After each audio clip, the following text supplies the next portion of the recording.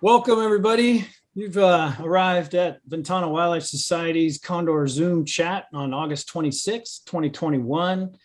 Welcome you. And we have a few staff here today, in addition to Joe Burnett. We have Mike Stake, Joan Biddle, and Kathy Hamilton.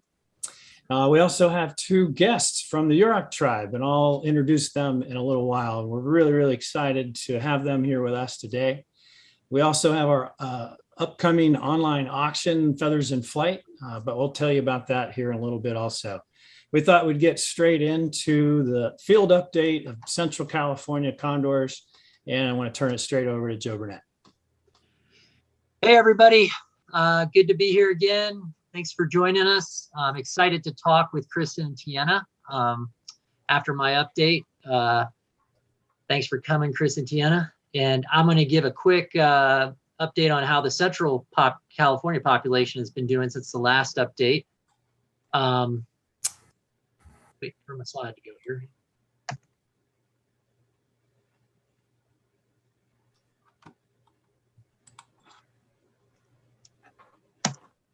All right, sorry, I'm having some technical.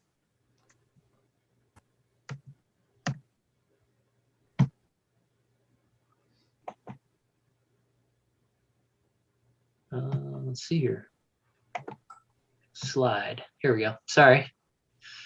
Unfortunately, the Condor crew couldn't be here today. They're all out busy doing what we're typically doing on every day. Kara and Darren are actually out picking up some clean food for the condors, and then we have Evan's out. Actually, he was down checking on the San Simeon flock today and is on his way back north. He's tracking along the coast, actually doing what he's doing right in this photo right now. So sorry they couldn't be here, but they actually helped me with this update. So they wanted to pass on hello to everyone. And yeah, we've had a good month since the last update. This is a photo by Evan. This is he took this he was actually nest watching and got this photo of a bird flying in. I think it's a nice shot of just head first, looking head to head on into a condor, and look at that flight line. You really see how flat the wings are. It's a great, see the primary sticking out at the end there. And yeah, again, nature's perfect glider. And it's a cool shot, kind of mid flap. Always kind of cool to see the different shapes their wings take in a wing beat. And again, Evan captured this a couple weeks ago. This is 538. This Miracle, she is still busy. This is actually, I think, a symbolic picture. She's perched on a burnt branch of a redwood right near her nest site, this is the new nest they picked this year. Their previous redwood nest burned in the fire last year, and they moved up canyon to a new spot. But again, even the redwoods they don't use for nesting, they use for perching. And you can see what a perfect redwood perch this is. So kind of cool. And I'll have more about the pairs coming up here pretty quick. One of the things that happened the last month is we had another can bird. This is 889. We spotted the bird over at Pinnacles. The Pinnacles crew spotted this bird with a can lodge, just like 943s lodged on the lower beak. And they kicked into action. They informed us. This is a bird we released at San Simeon a couple years ago, and they let us know. They said, hey, she's right near the trap. We're going to give it a go. We're going to try and trap her. They got really lucky and were able to get her. And this is a photo right after they caught her in the Pinnacles release pen. And then this is the photo after the can was removed. And good news to report, she has no damage to her beak. The can came off really easily. And they let her hang out in the pen for about a week just to make sure everything was looking good. And she is now back out in the wild. So yeah, again, the litter is definitely an issue. The cans, again, we can't emphasize enough. You see litter out there, pick it up. And the whole give a hoot, don't pollute is strong and well with condors right now. So thankfully she's okay, as is 943. This is the latest. We are happy to report we lost no condors since the last update. Obviously, we had a rough start to 2021 with the 12 deaths, but things are looking up. The population now is at 82, and that 82 doesn't include the birds the chicks that are in nests right now that are pre-fledged. We have 6 that are going strong, looking really great. They'll be adding to the population once they fledge, which we anticipate late September, mid-October, that these pre-fledges will become full-fledged birds. And then we have pre-release condors arriving soon, and I'll have more details on that here shortly. So the status of last year's chicks, at the last update, we were talking about 1027 was identified and confirmed. We are fairly positive, unfortunately, that chick 1030 from last year likely perished. That bird has not been seen. We have not seen another untagged chick since 1027 was tagged. We thought there might be 2 untags, but we've learned basically over time that that bird that we thought was 2 is actually 1 in 1027. And we haven't given out total hope, but we're still keeping an eye out, but it's leaning more towards likely that bird didn't make it. But good news, we have 3 birds from last year going strong. Again, we still have 6 nests active with chicks. Again, none have fledged, and the chicks are listed. You can see right there, we have 1077. That bird is being raised solo by dad. Mom died earlier this year, as everyone knows, but dad appears to be doing well. Every time we signal him, he's out by the nest. And if he's not there, he's grabbing food and going right back. So real dedicated dad. Pinnacles birds 589 and Big Sur female Phoebe 569 are raising chick number 1078. That bird is getting closer and closer to fledging. Again, Amigo and Kodama and Big Sur are raising 1089. Ferdinand and Pinnacles female 550 are raising 1095. And then male 340 and female Tiny are still at Pinnacles nesting in the park with 1096. And then lastly, we have Miracle and Nomad and Big Sur with chick 1104. And Darren, Karen, and Evan have been monitoring our nest in Big Sur around the clock, and they've provided me some photos, and they're not super high quality. Again, we're shooting these photos through a scope from a really good distance, but they do capture the moment. So here's a good example. This is actually a photo by Tim Huntington of 1089, and this chick is now 4.5 months old. So the rule of thumb is condors fledge at around 6 months. So it's hard to believe that these chicks are almost ready to fledge. It seems like it went by really, really fast. I was out watching this nest this past week, and I was able to see a witness. Actually, Kelly was with me too. We witnessed a feeding of 1089 by 204, and it was really awesome. 1095, this bird is 4 months old, and this bird is huge. He's probably the best, one of the best fed condors I've ever seen. We're coming up with nicknames already for this guy or gal, but this bird is, you can see the picture on the right. It's a little fuzzy there, but you can see that that bird is definitely doing all right. It's definitely healthy. So we're always happy to see nice, healthy, plump chicks. And this is actually our oldest chick. This bird is really starting to branch out. You can see this nest has an interesting shape. It kind of, an old branch burned off, in a past fire, and it created that cavity. So has this perfect perch off. If you're looking at the photo right now, off to the left, and that's where on the right photo, the bird is moved out, and you can see it's stretching its wing. And if you can notice, those primary feathers are almost all the way in.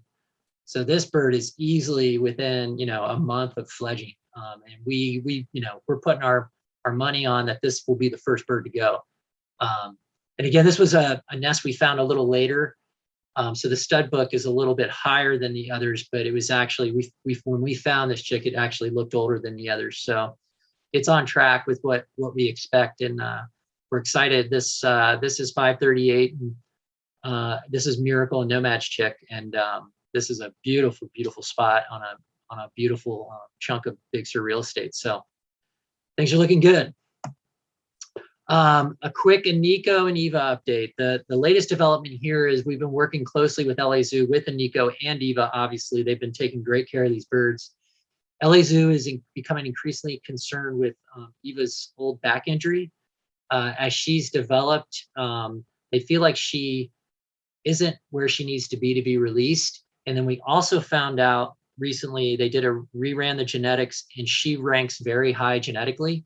And so they want to keep her as a captive breeder. And again, without genetics, the species is only as strong as their genetics. So it's important that some of these birds stay behind to basically pass on their genetics to the flock. So as of right now, Eva's going to stay behind and not get released, and basically enter the captive breeding program. And a Nico will be coming up here in mid-October. So we're super excited to get a Nico back, and she'll join the other release birds. And we have a bunch of them coming up. This is the next cohort. This is the cohort that's going to get here on September 7th. We have an all-female cohort. And if you include a Nico with these birds, we have a full female cohort. I think that's the first time we've ever had that happen. They're all going to be about 1.5 years old, rough, give or take a few weeks here or there. And the 5 birds here listed here are being brought down from Boise, Idaho, our partners up with Peregrine Fund. They're going to be bringing the birds down on September 7th, and they'll be placed in the San Simeon release pen and will be visible on the Condor cam, the San Simeon cam. So the naming plans, and Kelly, please jump in on this. Currently, we're going to hold a name for the Feathers fundraiser, which is coming up, and Kelly's going to speak more about later. And 4 will be voted on. And the theme this year will be famous female conservationists. And there'll be more details on how to enter the names and cast your vote. But we're really excited that we thought it more appropriate, an all-female cohort. Why not give them the most, why not name them after some of the greatest female conservationists? Yeah, thanks, Joe. I did want to chime in just a bit and give credit to Kara Fadden on the crew who came up with the idea. Yes. We were brainstorming, what should we do this year? And as soon as we heard that the cohort were all female, and Kara came up with that idea, it was a done deal.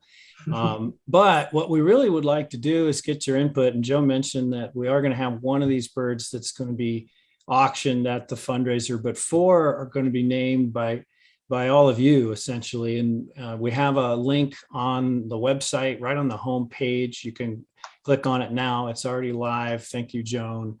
And put in the name of your choice. And I think you can even add a little more text in there, if you want to provide an explanation for your selection.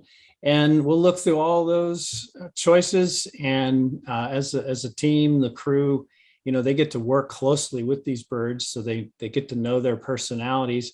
So it's really best that they assign the names to those birds accordingly. And then we'll have another Zoom chat in the future, and we'll share more about that. So we thought it would be a fun way to engage all of you. We hope you participate and share with others. So thank you. Yeah, so the other birds coming down are going to be temporarily held. These are the Yurok Redwood National Park release group. And that's hence why we have our special guest today to share more about how things are progressing up north. And so these birds, this would be their temporary home, kind of a training grounds. The zoos do a great job of keeping these birds in isolation, but we figured what a great place for these birds to just observe. Condors are so visually associated with each other. So we figured sitting in that pen, they'll be able to see older birds. They'll be able to see all these great interactions. They'll be able to see the other birds get released and watch how they do. So we can't put a value on it. It's really going to be a valuable time. And they'll be there through spring 2022, give or take. The date's not exactly set. We're going to just go with their construction timeline for the release pen up north. And Chris is going to give us more details about that later. But yeah, pretty exciting to have the first group of birds that are going out at one of the newest release sites up in Northern California. So we're just honored to have them and glad they can glean a little. Hey, Joe, you got muted somehow.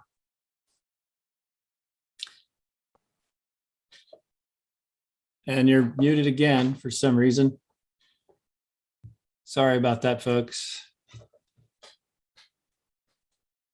So I'd take over, but I'm not sure what you were going to say next.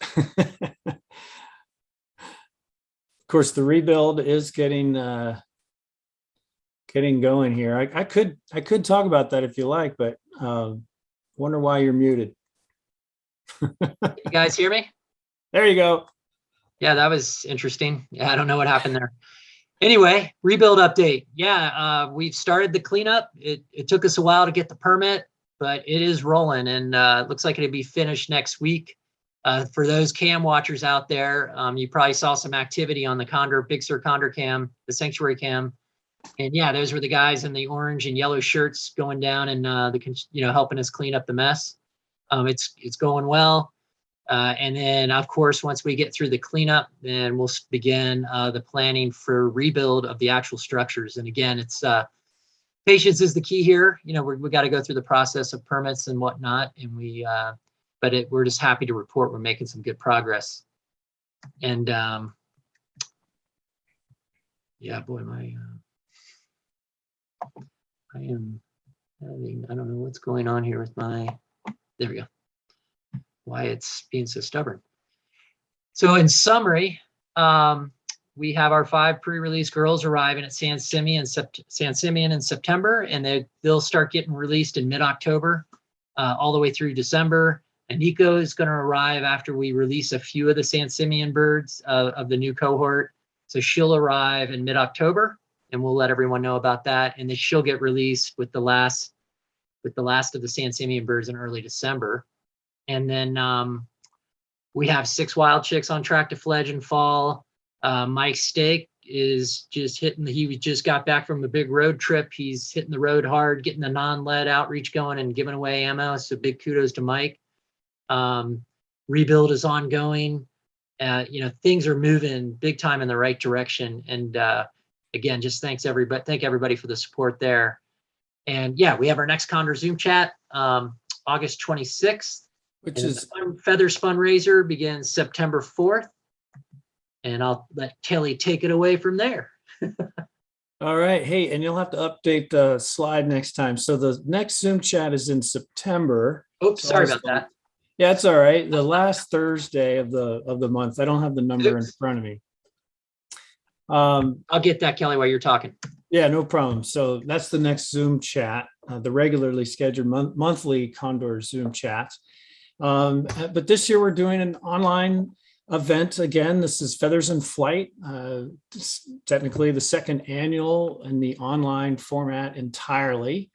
We're getting just wonderful artwork and wine and travel packages and dining and really lots of unique things as well, which I think would be of interest to you. We also have this slate of Zoom chats. The kickoff, we'll have Oakland Zoo again. We're going to have Tim Huntington speak with us about vultures and volumes. We have a photo challenge. We're hoping to get photographs of all 23 vultures that are found around the world. And photographers from all over are willing to pitch in and help with that. So that's really a lot of fun. On Thursday, the 9th, we'll have another Zoom chat with Joe, Burnett, and myself. And we'll have some videos to show of the rebuild in the Condor Sanctuary, a little bit more of a detailed update there. And then we'll have the photo finish of the Vultures Challenge on September 12th, which is the very end of the auction. And as I understand it, registration is open now. So please give us a hand, help us with Feathers in Flight, our annual fundraiser, and also know that all of the proceeds do go toward our ongoing U.S. Fish and Wildlife Service matching grant program. So anyway, I don't think I missed anything, but if I did, real quick, Kelly. Yeah, the date is September 30th, the next Condor Zoom chat. Okay, great. Thanks, Joe. All right, so I want to introduce our special guests. First up, we have Tiana Williams-Claussen. Did you drop the Claussen? Maybe no. Anyway, Tiana is the director of the Yurok Wildlife Department. And we also have Chris West, who's the Yurok Tribe Condor Restoration Program Manager.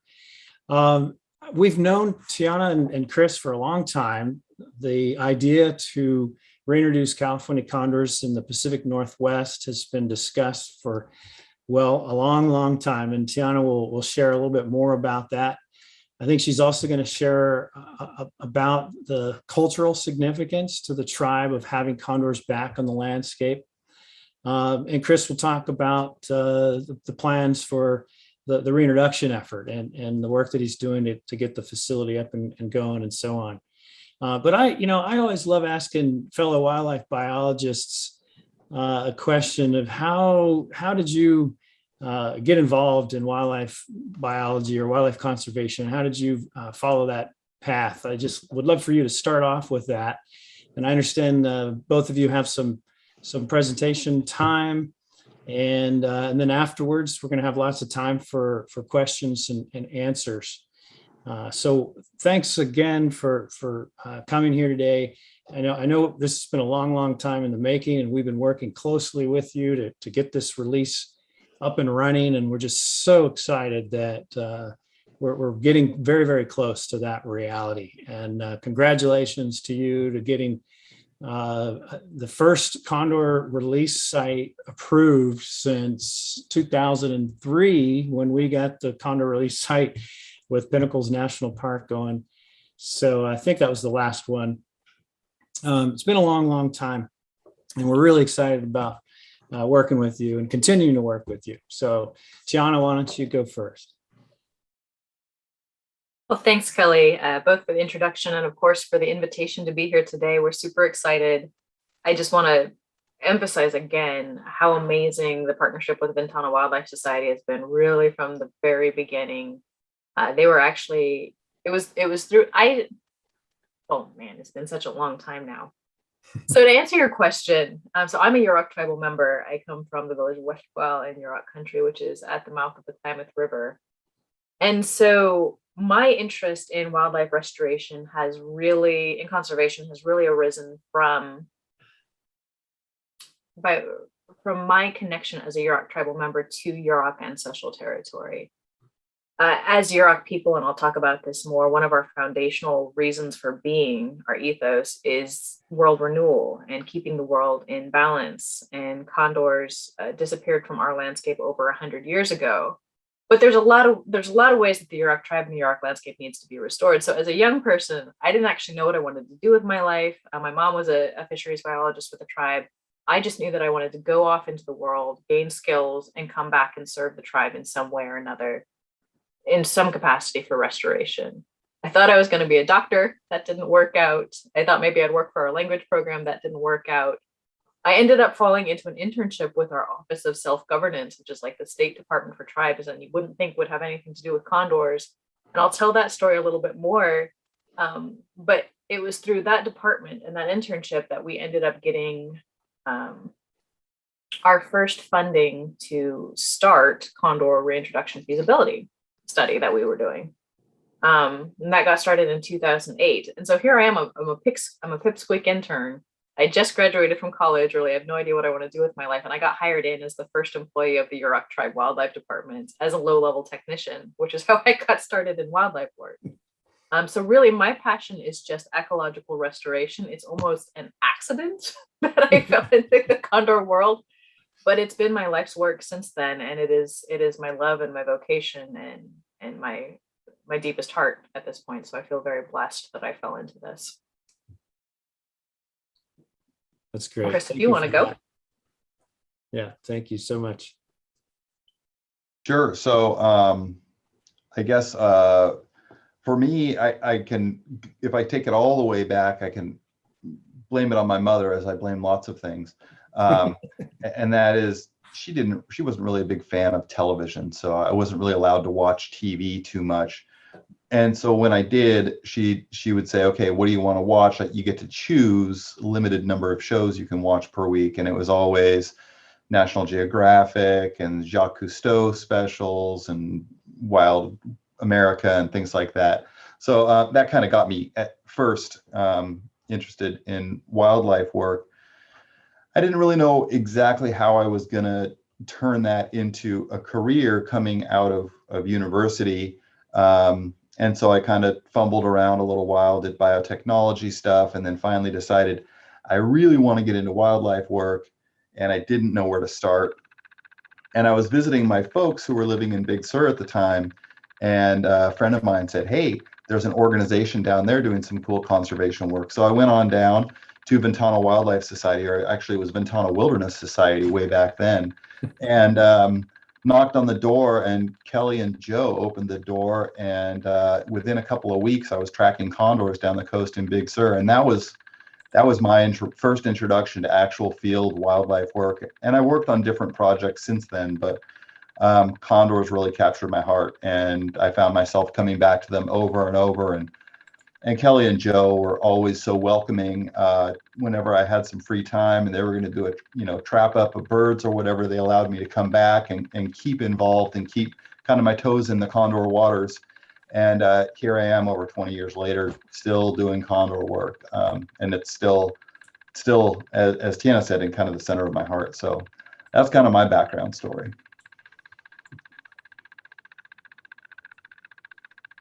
Well, thank you. That's great. And I'm glad you mentioned that time with us. I remember those days. It does feel like a long time ago. I guess it was. It ages us a little bit here. But yeah, I'm glad to see that your time in the field with us led to the current position that you're in now, and now in a position to carry on this work in Northern California. And I'm sure that's also going to lead to Oregon eventually also. So I'm sure everyone would love to hear more about where you are in your process of getting ready for releases up there.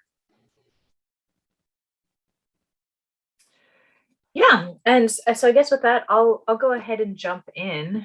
As Kelly mentioned, I am the director for the Yurok Tribe's Wildlife Department, and as I mentioned, I'm a Yurok tribal member.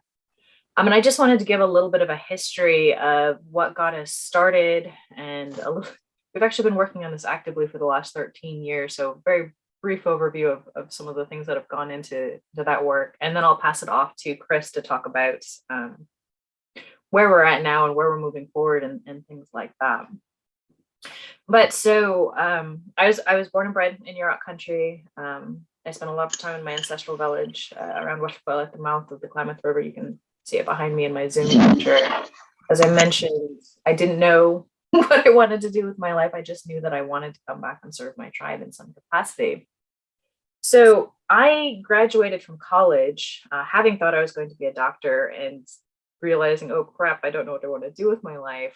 Our education department offers an internship program for college students and recent college graduates to get them some sort of experience in the real world so that they can then either join the tribe or take that experience elsewhere. And I got an internship with our Office of Self-Governance. And our Office of Self-Governance really engages with other entities like federal and state governments, other major landowners throughout Yurok ancestral territory to kind of help build co-management partnerships, because our reservation is only about 10% of our actual ancestral territory, but we have a moral obligation to help restore and manage all of our ancestral territory. But so the Office of Self-Governance, Dr. Tom Gates, who was the director at the time, actually coordinated what we call the Tribal Park Task Force. And the Tribal Park Task Force is a panel of our elders specifically identified for their ability to prioritize natural and cultural resource needs. And they prioritize California condor, preganish, in the Yurok language, as the single most important wildlife species, land-based species, to bring back to ancestral territory. And that happened long before my time. They actually made that decision in 2003. And it was largely related to our cultural relationship, our spiritual relationship with condor. I said our foundational reason for being was as world renewal or fix the earth people. And as tribal people, we saw a lot of need. Condor relates, our relationship with condor goes all the way back to the beginning of time. Before people were even really the people of the world, it was the spirits of the world who inhabited it. And they were kind of devising how we would move forward as world renewal people. They were coming up with the ways that we lived, the way that we would speak. They were coming up with our world renewal ceremonies, which we hold biennially and help keep the world in balance. And it's really in those world renewal ceremonies that condor plays a very large role. Our stories say that in the beginning of time, he gave us the condor song, which was the most beautiful songs that was ever heard, that really carried his heart. His heart is considered to be very generous and kind-hearted. And it's really the guiding principle behind our world renewal ceremonies. We use his feathers in our regalia. I was taught as a tribal member that you never harm a condor, that any feathers that you receive are considered gifts. In Yurok cosmology, when an animal gives of some part of himself and you use it in regalia, that piece carries his spirit. So when we use his feathers in our regalia, he carries that generous and kind-hearted spirit into our world renewal ceremonies. Further, and the kind of the last way that he contributes to our world renewal is we believe that he carries our prayers to the heavens when we're asking for the world to be in balance. Now, condors were extirpated from our region as a result of colonization and a lot of new human pressures, things like habitat devastation. Our old growth redwoods were razed. The prairie systems that we had maintained since time immemorial were planted over or allowed to be grown over because we couldn't do our prescribed fires anymore. We were removed as land managers and put on the reservation, and the land suffered. People would actually kill condors, of course, kill the condors themselves, take their eggs. It's the same story everywhere in condor country. People would put out poison carcasses, that condors would eat and then be killed by. We're all familiar with the lead ammunition issue. VWS, Ventana is, of course, very familiar with the DDT issue as well. So that was probably after our time, really. But a lot of human pressures that just drove condors out of our home, which was a big hole in our spiritual and ecological community. So, like I said, in 2003, we made this decision to finally bring condors home. And it took a lot of effort on the part of Dr. Gates and others within our Tribal Park Task Force to actually get the ear of anybody to say, hey, the Yurok tribe is really interested in that, because I'm sure lots of people are interested in having condors. And why is the Yurok tribe so special? We were actually really lucky. Chris is going to talk more about kind of his journey, but we were really lucky to happen across Chris, who was around the time that this was coming to fruition, a master's student at our local university, Humboldt State University. He's had a lot of connections with the Condor recovery program, and he was actually able to act as something like conduit between us and some of the powers that be within the Condor recovery program to establish these relationships. But in any case, Dr. Gates managed to get a grant from the U.S. Fish and Wildlife Service itself through their Tribal Wildlife Grant Program to begin a feasibility analysis. And I have to be honest, I think there was probably some lack of solid belief that condors had even necessarily been there. I mean, Yurok people knew that they had lived there since time immemorial, but without like some solid, Western science to back that up. There was some reservation there. But regardless, condors had obviously left for some reason. And we had to make sure that condors could safely be brought home. We had to make sure that this was a good decision for them. So we focused a lot of attention on habitat analyses using the latest GIS tools and the like to look at our vastly changed landscape and see if it could still support condors. We did a similar analysis that if we were going to restore condors, where would be the best place to do a release facility that would both allow for management and allow for, it being kind of an out of the way space and safe for the condors themselves.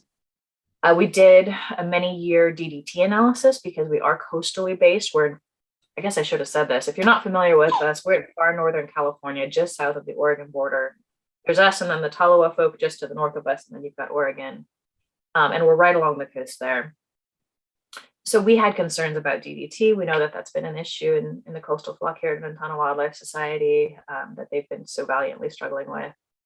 And some really great news there is that it seems like we have very low DDT levels. We don't know that it won't cause reproductive failure, but we're hoping that these lower levels mean that we might have more easily reproductive birds in our region. The other thing that we really wanted to look at, of course, was the issue of lead contamination in our region. Lead being the number one known killer of condors in the wild. And so we actually looked at our local scavengers that still exist, our turkey vultures and our common ravens, to see, hey, are they getting into lead? And our results were about what we expected, with the answer being yes, they were encountering lead. Our turkey vultures, about 1 in 4 of the birds that we looked at did have elevated blood lead levels. We had a bit of a tricky situation there because we couldn't study them in our time of most concern, which is the hunting season, because they're migrating. But we were able to look at our local non-migratory ravens to see were they being impacted at a different level during hunting season. And yes, there was a clear dichotomy of an increase in lead contamination during the hunting season and right after it. Being integrated in the North Coast community, understanding how important these kind of outdoors activities, sportsmen's activities are, coming from a tribal community in which harvest is such an incredibly important part of our life, we knew that the answer was, and also just looking at so many examples of this within the Condor Recovery Program, we knew that the answer was to reach out to the hunting community, to bring them in partnership in condor restoration. So even before we finished our turkey, vulture, and common raven analysis, we started what we called our Hunters as Stewards project. And that really was just reaching out to the hunting community, providing them with information about the impacts of the use of lead ammunition. Many of whom they had no idea. I didn't have any idea. Like I said, I was an ignorant little pipsqueak when I joined the Condor program. I didn't know much about the lead issue and saying, hey, here's some options for making a change. And I think anybody who's worked with the hunting community within the Condor program knows that it's really important to establish those individual relationships to change individual minds. And I think we had a lot of success there. There's still a lot more work to be done through our Hunters as Stewards project. But anywhere from 85 to 95% of the hunters that we talked to individually said, yes, I'm going to make the change, which was amazing. And this was kind of our paradigm moving forward, was just reach out to people in our region and say, hey, we're thinking about doing this really cool thing. We'd like to hear from you. What are your thoughts and how can we join a partnership? And we did that from the very get-go with federal and states and industry and nonprofit partners. Probably our first partner was Redwood National State Park. They actually joined us before we even had any money to get started. We'll be releasing birds on their lands.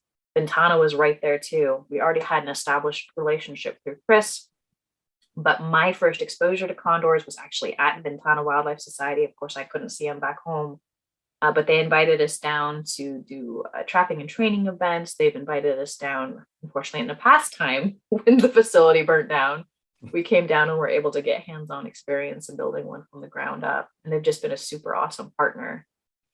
The last 6 years really have been spent on the National Environmental Protection Act process, the environmental assessment. We got started in the Obama administration, carried all the way through the Trump administration, and finished up in the Biden administration. That's our big news. As of March 23rd, we have our finding of no significant impact. And we also got a federal rule at that time designating the population as a 10J non-essential experimental population, which some of you may be familiar. The Arizona population is designated like that as well. But the cool thing about a 10J population is it allows you to craft specific rules that prioritize condor conservation while allowing flexibility under the ESA that might otherwise negatively impact the region and cause hard feelings or bad relationships, but really aren't super critical for protecting the birds themselves. So again, priority is making those rules that protect condors specifically, but making it so that they're a part of our community, understanding that humans and condors need to be integrated. So we just wrapped that up March 23rd. And with that, I'm actually going to pass it off to Chris, and he's going to talk a little bit more about how he got where he was going and where we're going to be going from there. It's been a long journey over 13 years, and I'm just so excited to be here. Well, thanks, Tiana. That was pretty comprehensive. I feel like I really don't have to say much at this point. Everyone probably got a pretty good feel about how everything progressed from that. But I'll talk about some fun stuff and just show some pictures. I'll start out by, as Tiana said, going back in time a little bit to my start. Hopefully this is gonna move forward here. Okay, so as you can see, this is That's a great picture. On the far right, I think this is very early 2000 or late 1999 after we did a trap up event. This was the field crew for Ventana at the time. Like I said, I'm on the far right. You can see Kelly hiding in the back and Joe next to me there and some of the rest of the crew. So yeah, long history with Ventana. This is another blast from the past. Joe Burnett actually having hair Oh man, it really is old photo. He did actually have hair at one time, so that's exciting. And some of you out there, I know you're all kind of really cued into the cameras, and you know all the birds really well. So here's Redwood Queen Oh my gosh. from Not back quite the in. Redwood Queen yet in that picture. No, I think we called her Slope Slug because she never Yeah. really left the release slope at that time. Yep. But she was only, I mean, she was really young. So there she is. And then this is old patriarch who's no longer with us with Redwood Queen out on the slope. Jan Hamber, if some of you know who Jan Hamber is, kind of a legendary condor biologist, has this joke about you could tell the subordinate condors because they're lighter in color than the dominant birds. And you could see Redwood Queen was not very dominant back then. She got lots of poop on her from birds perching above her in the roosts. And you know, most people know who Redwood Queen is, but you know, there might be some new people here today. And you know, just fast forward, Redwood Queen now is what, 24 years old? Yes. Yeah. Something like that. Go ahead, Joe, you know, or 23. Yeah, she's 23 years old, and she's nesting nearby. She raised a Nico last year, and her longtime mate, 167 Kingpin, passed away in the fire. But Nico's coming back, and it'd be interesting to see these two get reunited. But go ahead, Chris. Yeah, thanks for getting these old photos, Chris. Yeah. And I was actually honored to be the person in the flight pen the day that Amigo took his very first flight. So we got Amigo when he still had, you know, clumps of down hanging off of him. And I actually managed to get, he looked like he was going to jump off the ledge in the pen and fly to the perch. And I knew that was going to be his very first flapping flight off of something. So I managed to get this picture of him in the middle of that flight. Wow. Great shot. And then this is also right after, it's not a great shot, but it was a really foggy day when we did the release. But when Amigo actually came out of the pen and flew away from it, this was his very first free flight. So a couple historic images of Amigo. I've got a really soft spot in my heart for him. So anyway, fast forwarding a little bit, as Tiana mentioned, we've been, you know, since we started our work in Northern California, we've had a strong partnership with Ventana ever since that time. This is one of those early training events. Tiana and Christy and Sari from Ventana releasing Solo on the release slope after checking her for lead and replacing a transmitter. So, you know, those training events were super valuable in us kind of really starting to get our feet on the ground and how we were gonna move forward. Also, as Tiana mentioned, as we went through our habitat analyses, partnering with Redwood National Park and Redwood National and State Parks, actually, and Ventana Wildlife Society, and this is a parks biologist, Kristen Schmidt and Joe up in our neck of the woods, doing some assessments on the prairies up there. This was a long time ago also. I mean, we've been doing this for a while now. That looks like at least 8 years ago. Yeah. Yeah, probably. And then a separate prairie. This actually, I think this might be part of the prairie system that we're actually looking at now for doing the potential releases. And here's Joe helping with an assessment on that prairie.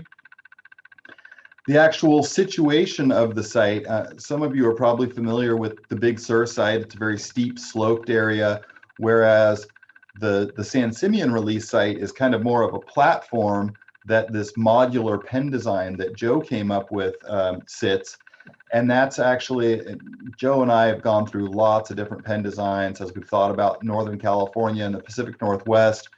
And taking off of Joe's idea for the modular design is kind of what we ended up deciding on. And so this is actually the area here. There was an access road that comes to it, and we had to do some actual leveling and building up of the platform to put the pen on. So this is actually a video of that, doing that leveling work and development work. And this is park staff, park equipment, actually using a vibratory device to actually pass the soil down so we don't get any erosion or slippage under it. At the same time, we had to build up and re-contour the slope on the other side. As you can see, the dozer here is doing.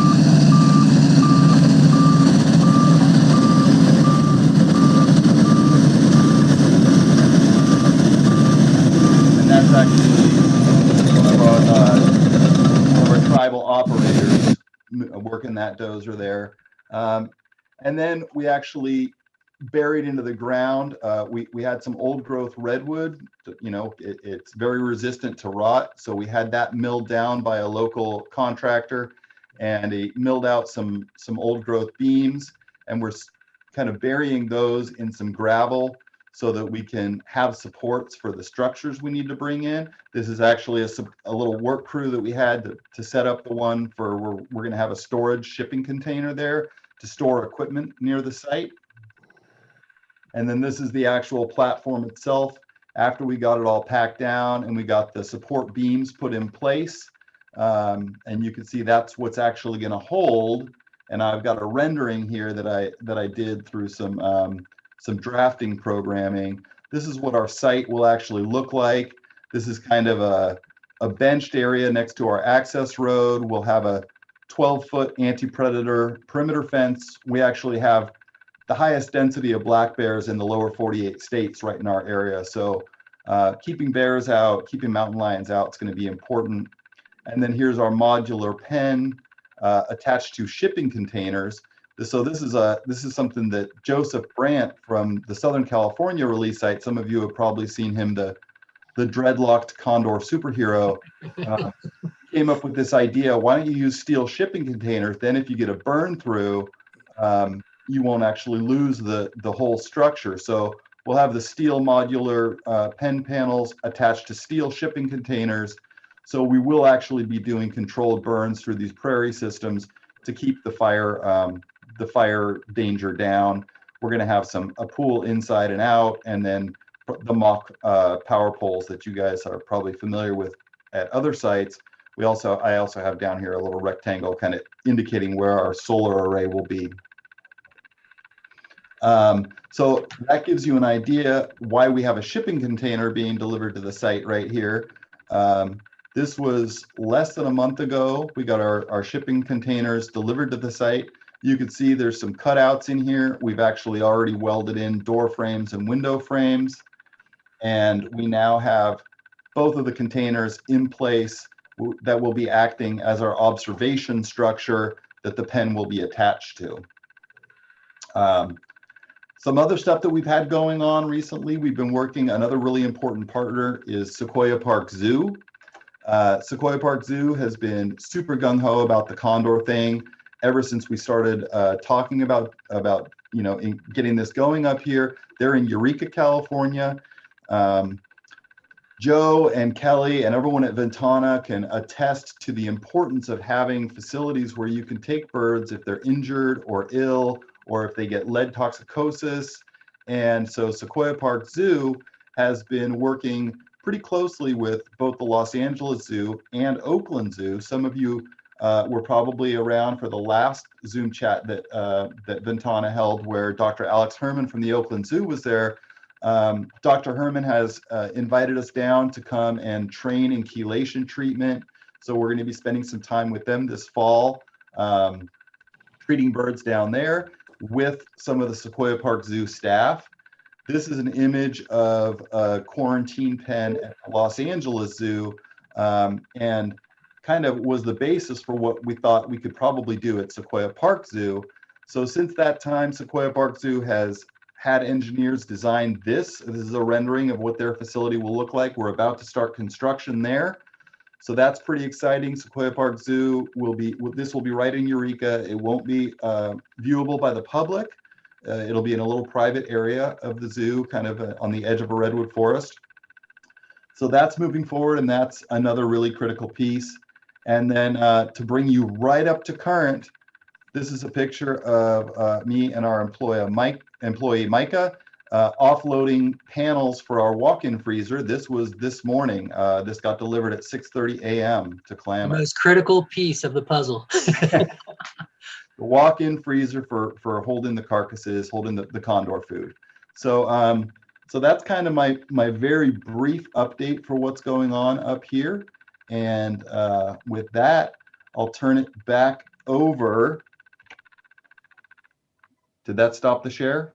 Yeah, Yeah, perfect. it did. Thank you, Chris. That Thanks, was Chris. great. I really appreciate seeing all the great progress up there. Yeah. And we still have some good time for questions, and hoping that we can get to that. So, but anyway, let's do a round of applause. So thank you so much, Tiana and Chris. Clap, clap, clap. Yeah, So, so Mike, I'm sure we have some questions, right? Well, a lot of questions about your hair, Joe. But, Me too. I think I have more questions than anybody. but I want to skip over that. A lot of appreciation for the historic photos. Everyone's enjoying seeing Redwood Queen and Amigo as younger birds, and pretty amazing. A question about, well, I'll just ask. The question is, are there other native tribes equally involved in other wildlife conservation projects across the U.S.? Maybe this is a chance for Chris and or Tiana to maybe emphasize the role of native tribes in wildlife conservation in general, maybe with an example from outside of Yurok tribe, or maybe something that you're interested in outside of the Condor project within the Yurok tribe. Or maybe comment on the native tribe role in wildlife conservation. There's a lot of exciting stuff going on. I mean, I could talk ad nauseum about Yurok tribe's restoration project beyond Condor and all that. But ask me another time, I think, because there's just so many other things going on. I know, for example, that one of the Paiute tribe organizations is really invested in, for example, bighorn sheep restoration. That's a big one. That's also been going on. That's going on in kind of I think the more rocky sort of area, and I think also up in the more Pacific Northwest area. We, of course, really want to mention the Nez Perce tribe and their interest up along the Idaho-Oregon border in their territories. They're where we were a few years back doing their feasibility analyses, working towards making it happen, but they want to reintroduce California condor up there as well. It's absolutely my dream that we reintroduce them just south of the Oregon border, and they move up the coast and along the Columbia River, and we meet their birds halfway. I'm super excited about their efforts. I'm such a West Coast person. I can't really speak beyond, I would say probably the Rockies, but I know that there's interest in buffalo restoration work out there that's being led by tribes, or bison, I guess I should say. That's terribly inaccurate of me. There's just a lot of stuff going on out there. I think a lot of our Pacific Northwest tribes in particular are not so much, I'm not going to say not so much terrestrial based, but there's a lot of fish work that's being done, especially with droughts and climate change and the like. I know that's something Yurok tribe's got an amazing fisheries program, and I think we've got something like 15% of our employees are fisheries employees, trying to restore fisheries runs and things like that, being natural resource tribes. But yeah, there's just a lot of drive in Indian country to bring our wildlife community members back to health.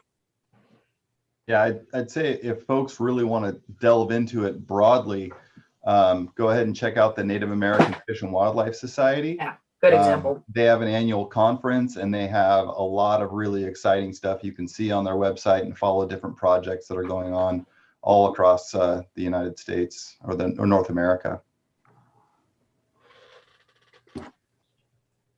We're hearing mentioning of the tribal ground as up there, and I believe Tiana briefly mentioned where we're talking about, but could you clarify the location of sort of where we're talking about here?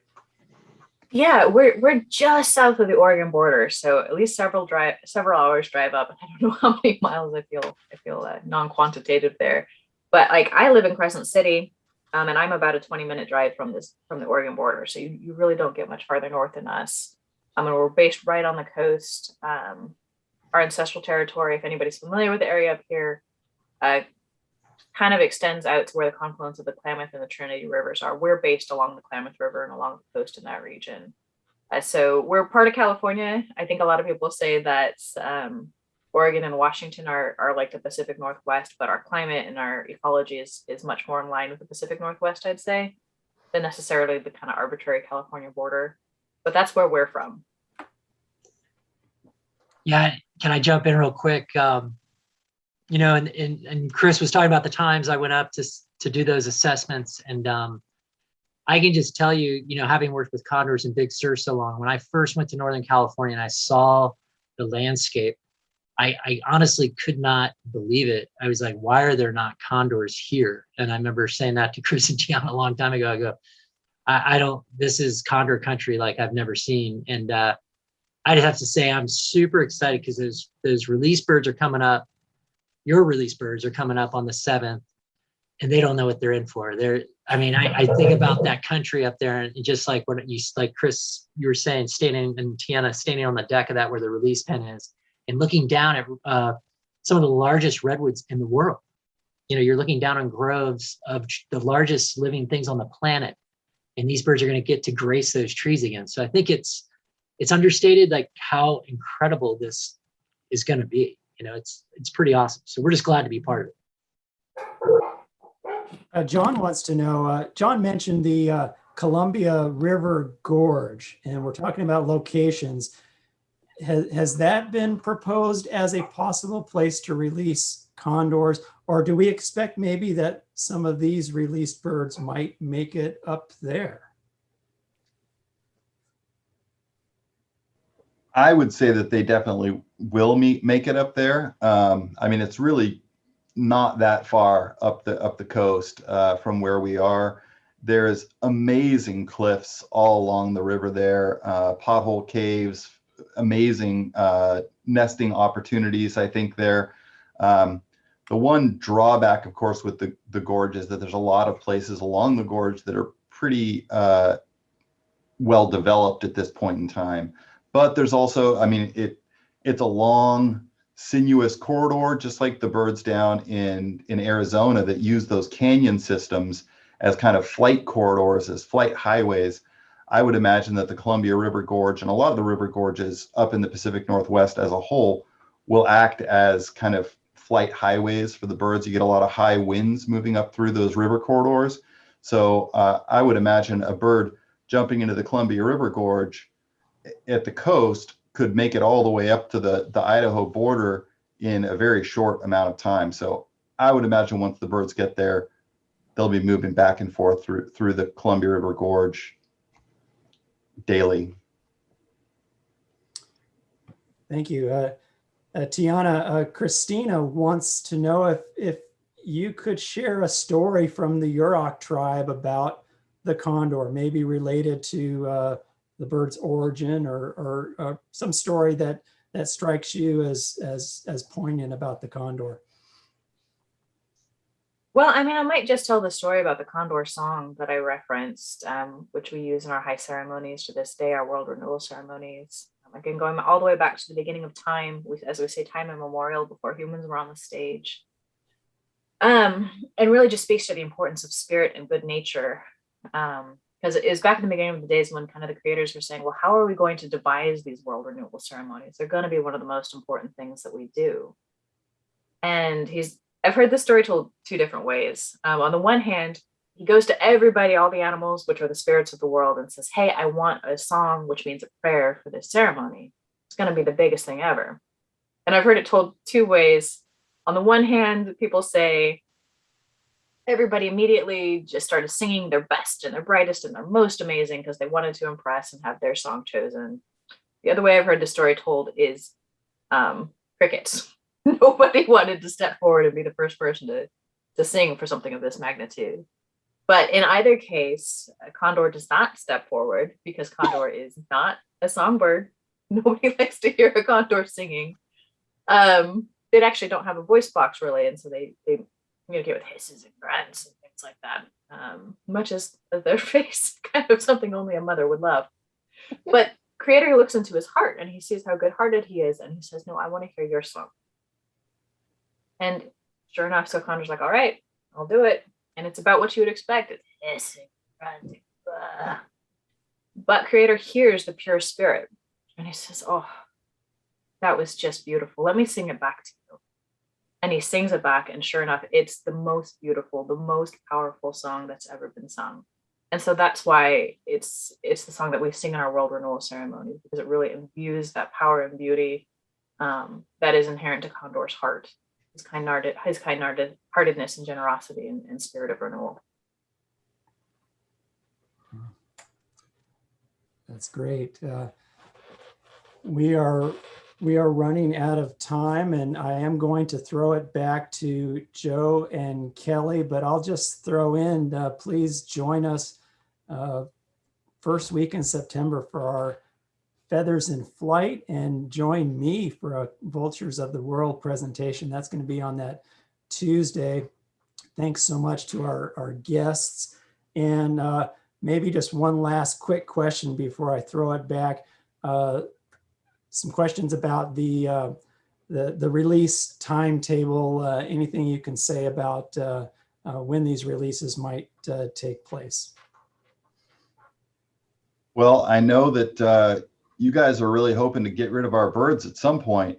So we're hoping to get them back from you probably tail end of February, which would give us, a month or two to let them acclimate and kind of really get dialed into our Northern California climate, get the transmitters on their wings, all of those sorts of things.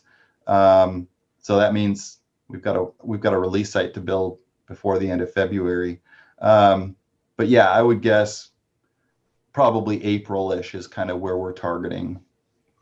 Sounds great. And thank you so much for all of the questions and a lot of comments just complimenting just the proactive work of the Yurok tribe and the inspiration for seeing this project through. We've had a lot of questions about the genetics related to Eva, and I'm going to put that on hold for another time. Maybe when we can talk more about genetics. I'm sure that will be an issue moving forward as we talk more about Eva and Nico in the future. But thanks so much, Joe. I'll throw it to you. Thanks, Mike. And God, thanks, Tiana, Chris. Great to catch up. I can't wait to get up there and check things out. We're excited to get your birds. We're honored to hold them for a while. And I think they're going to get exposed to a lot of great behavior, and just excited to get to know those 4 birds. Because again, I just want to see their faces when they get to your pen and they see where they're about to spend the rest of their lives. I think it's going to be pretty special. That's a great place to end right there. Thank you, everybody. And thanks again, Chris and Tiana. And thank you all our supporters. Thank you. None of this is possible without you.